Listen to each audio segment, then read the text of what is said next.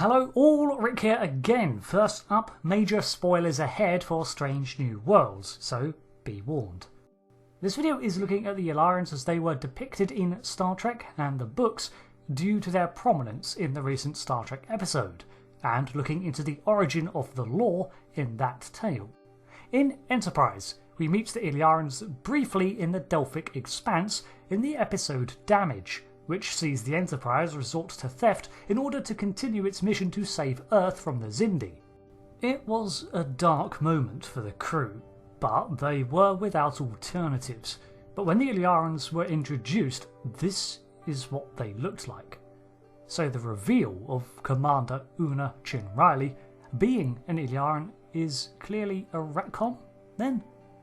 Well, not so much, as it is drawn from apocrypha, like many things we are seeing in the New Era Trek.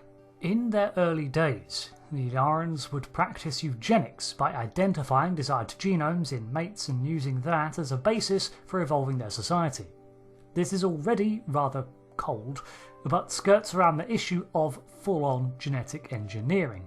In the books, Una was born on Illyria as a result of such selective breeding and is a factor given for her superior performance alongside her drive to give 110%. She was accepted into Starfleet because the Illyrian approach to genetics bordered just on the correct side of augmentation and was tolerated by the Federation.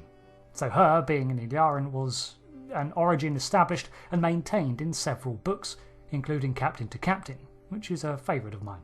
I'm pretty certain that the apocryphal mentions of her being an Illyrian predate the species' appearance in Enterprise. The shows have taken the apocryphal genetic fascination of the Illyrians and tweaked that approach to just downright become genetic modification, although it's probable that their culture practiced both during its development as their technology progressed. The explanation for the altering in appearances between 2153 and the 2250s can thus be attributed to their extensive augmentation. Una described that the Illyrians used genetic modification to adapt their bodies to suit an environment as opposed to adapting the environment to suit them, and they see no issues with it. We see images of augmented Illyrians with webbed hands and a variety of eye modifications for unknown purposes, while Una herself has an immune system that literally burns out infection, flushing her system in an event that would otherwise be fatal. It is also shown that she does possess increased strength, which seems to be standard for augments. As of the 23rd century, the Illyrians have splintered into smaller factions, including the focus of Ghosts of Illyria, which was seeking to revert their genome to a natural state so that they could petition for Federation membership. The general stigma of genetic augmentation is something that has originated primarily from the humans' history with genetics in Star Trek, and the rise of Khan Noonien Singh's dynasty and the subsequent eugenics wars. These wars happened in the 90s in Apocrypha, but it looks like Trek might be seeking to sweep that under the rug so that they can keep it in the future, as it were, tying it in as a precursor to World War III.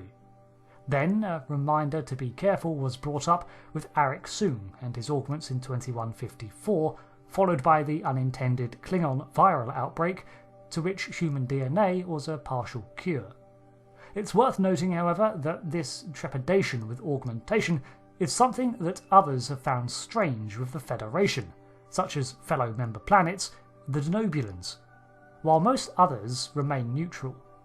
It even takes the Federation a long while to begin to use genetic modification in a simple medical capacity, frowning upon anything further even by the late 24th century, as we saw with Julian Bashir.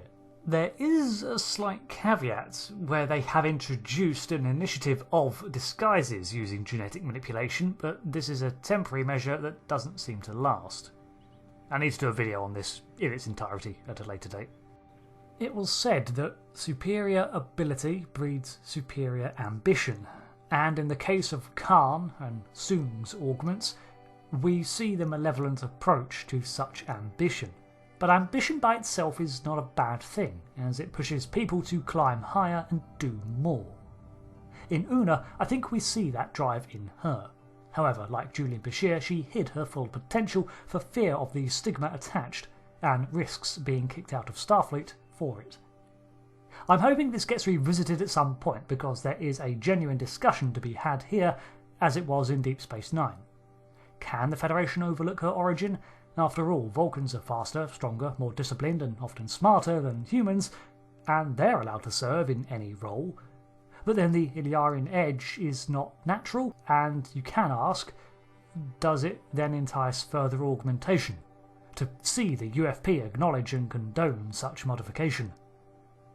Well done, Strange New Worlds, you got me thinking about the issue. So that was pretty much a video on, what, the Illyrians? A canon update?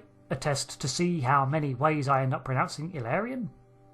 Whatever, I made a Star Trek video on a topic I wanted to talk about as quick as it was. Like I say, this is a spoiler section, so feel free to voice your opinions below, and because this is YouTube, I hate having to ask, but please keep it civil, yeah? Thanks for watching, and I'll see you later. Goodbye.